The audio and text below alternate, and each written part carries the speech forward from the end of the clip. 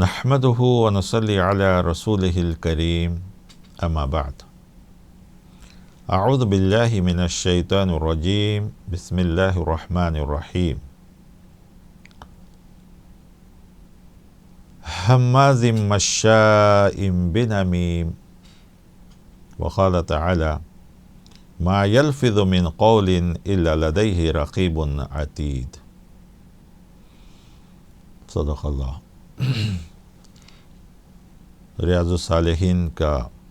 درس جو آپ کی خدمت میں جاری ہے، زبان سے ہونے والے گناہوں کا ذکر چل رہا ہے۔ زبان سے ہونے والے گناہوں میں ایک گناہ چغلی بھی ہے، جس کو عربی میں کہتے ہیں النمیمہ۔ قرآن کریم سورہ قلم کے اندر، سورہ نون والقلم کے اندر یہ آیت آئی، ہماز مشاء بنمیم، بہت عیب جو یا غیبت کرنے والے اور چغلی کے ذریعے سے فساد برپا کرنے والے کی بات نہ مانو۔ دوسری آیت امام نووی رحمۃ اللہ علیہ جو لائیں وہ یہ کہ انسان کے زبان سے جو لفظ بھی نکلتا ہے، ایک نگراں فرشتہ، ایک مقرر فرشتہ تیار رہتا ہے اس کو نوٹ کرنے کے لیے۔ حذیفہ رضی اللہ تعالیٰ عنہ ایک راوی ہیں، رسول اللہ صلی اللہ علیہ وسلم نے فرمایا، تمہیں معلوم ہے کہ چغل خور، چغلی کرنے والے کا سزا کیا ہے؟ آپ صلی اللہ علیہ وسلم نے خود فرمایا، لا يدخل الجنت نمام، چغلی کھانے والا، چغل خور جنت میں نہیں جائے گا۔ اکثر آپ دیکھیں گے بہت سے گناہ ہیں جس کو صرف گناہ کہا جاتا ہے، جھوٹ بولنے والا، غیبت کرنے والا، لیکن چغلی کے بارے میں آتا ہے چغل خور، چغلی کھانے والا۔ چغلی کرنے والا نہیں آتا ہے، چغلی کھانے والا۔ تو معلوم یہ ہوا کہ اس میں کچھ ایسی چیز ہے جس میں انسان کو بڑی لذت ملتی ہے، جس طرح کھانے پینے میں لذت ملتی ہے اسی طرح ان چیزوں میں لذت ملتی ہے، اسی لیے اس کے ساتھ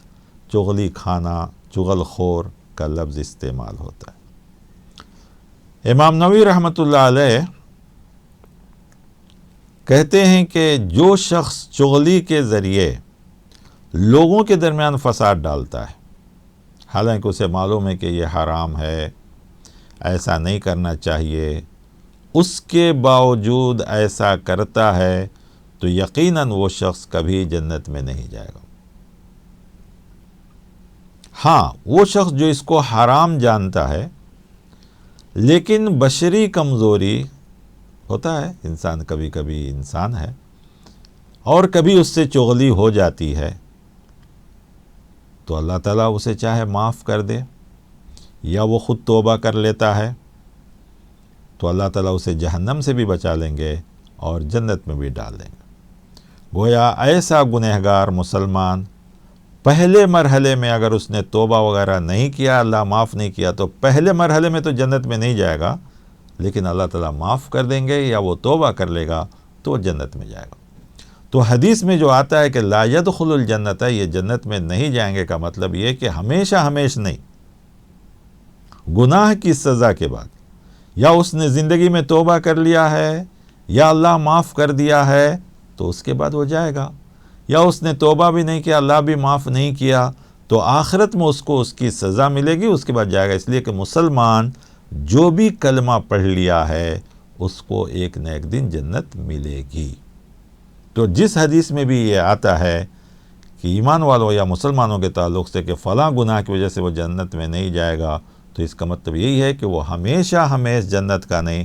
سیدھے جنت میں نہیں جائے گا، بلکہ گناہوں کی سزا کے بعد یا اللہ تعالیٰ کی معافی کے بعد یا وہ خود دنیا میں توبہ کر لے گا تو سیدھا جنت میں جا سکتا ہے۔ لہذا یہاں پر یہ خیال رکھنا چاہیے، کیونکہ اس کی نماز، اس کے روزے، اس کے زکوٰۃ، اس کے حج، اس کا ایمان، یہ سب بیکار نہیں جائیں گے، بلکہ وہ چیزیں بھی اس کو گناہ کی سزا کے بعد جنت میں لے جائیں گے۔ حضرت ابن عباس رضی اللہ تعالیٰ عنہما یعنی عبداللہ ابن عباس، چونکہ دونوں صحابی ہیں اس لیے رضی اللہ عنہما، کہتے ہیں کہ ان رسول اللہ صلی اللہ علیہ وسلم مر بقبرین، آپ صلی اللہ علیہ وسلم ایک بار ایک قبر کے پاس سے گزرے، فقال، تو آپ نے کہا، انہما یعذبان، کہ اس دونوں قبر میں جو لوگ ہیں ان دونوں کو عذاب ہو رہا ہے، وما یعذبان فی کبیر، حالانکہ ان دونوں کا گناہ کوئی بڑا گناہ نہیں ہے، چھوٹے سے گناہ میں ان دونوں کی سزا ہو رہی ہے، بلا انہ کبیر، اور ان کو یہ عذاب کسی بڑی یا زیادہ مشکل بات پہ نہیں ہو رہی ہے، اما احدہما، اس میں سے ایک آدمی یہ ہے، فکان یمشی بالنمیمہ، تو وہ آدمی زیادہ چغلی کیا کرتا تھا، چغلی میں وہ شریک رہتا تھا، چغلی کیا کرتا تھا، وَأَمَّا الْآخَرُ، اور دوسرا، فَكَانَ لَا يَسْتَتِرُ مِنْ بَوْلِهِ، وہ پیشاب سے بچتا نہیں تھا یا پیشاب وغیرہ کے وقت احتیاط نہیں کرتا تھا، اس کے چھیٹے سے یا اس کی گندگی سے، ان چیزوں سے احتیاط نہیں کرتا تھا، یا یہ بھی ہو سکتا ہے کہ پیشاب کرتے وقت وہ لوگوں سے اوجھل نہیں ہوتا تھا، بے شرمی کا مظاہرہ کرتا تھا لوگوں کے سامنے، تو یہ بھی چیزیں ہو سکتی ہیں، دونوں چیزیں ہو سکتی ہیں۔ تو معلوم ہوا کہ چغل خوری بھی کبیرہ گناہ ہے، اس پر پکڑ ہوگی، اس پر گرفت ہوگی، اس پر اللہ تعالیٰ کے ہاں سزا ہے، قبر میں بھی ہے، آخرت میں بھی ہے۔ اور اس حدیث سے قبر کی سزا بھی، ہاں البتہ قبر سے مراد آپ وہ 2 فٹ چوڑا اور 6 فٹ لمبا گڑھا نہ لیں، بلکہ موت کی بعد کی زندگی، موت کے بعد کی زندگی۔ تو غیبت ایک ایسا گناہ ہے، یہ بھی زبان سے ہی ہوتا ہے، معاف کرنا، چغلی ایک ایسا گناہ ہے جو یہ بھی زبان سے ہوتا ہے، تو آدمی کو چغلی سے بھی بچنا چاہیے۔ چغلی یعنی ان کے بارے میں ان کے پاس، ان کے بارے میں ان کے پاس، ان دونوں کے بارے میں کسی اور کے پاس، کسی اور کے بارے میں کسی اور کے پاس، اور خود سب کے ساتھ اچھا رہیں گے، لیکن اس چغلی کے ذریعے 2 آدمیوں کو لڑا دینا، 2 آدمیوں کو دور کر دینا، 2 آدمیوں کے بارے میں شک و شبہ پیدا کرنا، یہ سب چیزیں اس چغلی میں آتی ہیں، تو اس کو بھی بڑا گناہ سمجھا گیا ہے۔ کیا چغلی میں یہ سب چیزیں بھی آئیں گی کہ ایسی باتیں جو بلا ضرورت ہیں، مان لیا بادشاہ کے وزیر ہیں یا اس کے مشیر ہیں، تو بادشاہوں تک عوام کے بارے میں یا دوسرے لوگوں کے بارے میں ہر چیز پہنچا دینا؟ ہاں، پیارے نبی صلی اللہ علیہ وسلم، جس کے راوی حضرت ابن مسعود رضی اللہ عنہ ہیں، آپ صلی اللہ علیہ وسلم نے فرمایا، لا یبلغنی احد من اصحابی عن احد شیئا، کہ میرے صحابہ میں سے کوئی شخص کسی کی کوئی بات مجھ تک نہ پہنچائے، یعنی بیکار کوئی چیزیں، چھوٹی موٹی ایسی ویسی چیزیں، سب کچھ مجھ تک پہنچانا ضروری نہیں ہے۔ فإنی احب ان اخرج الیکم وانا سلیم الصدر، میں چاہتا ہوں کہ تم سب کے درمیان اس حال میں رہوں، ملوں، نکلوں، بیٹھوں، چلوں، کہ میرا دل سب کی طرف سے صاف ہو۔ آدمی کے دل میں سب یہ چیزیں کب آتی ہے؟ کینہ، کپٹ یا غلط خیال، جب کوئی دوسرے کے بارے میں غیبت، چغلی، جھوٹ کے ذریعے ایسی باتیں پہنچاتا ہے۔ تو آپ صلی اللہ علیہ وسلم صحابہ کو منع کرتے تھے کہ ایسا مت کرو، یہ غلط چیز ہے۔ تمہارے صحابہ تمہارے ساتھی انسان ہیں، سب ایک دوسرے کے ساتھ رہتے ہیں، لہذا آپس میں ان سب چیزوں کو حل کر لو، تم ان کے بارے میں میرے تک ہر بات پہنچا کر میرے دل میں ان کے تعلق سے کوئی چیز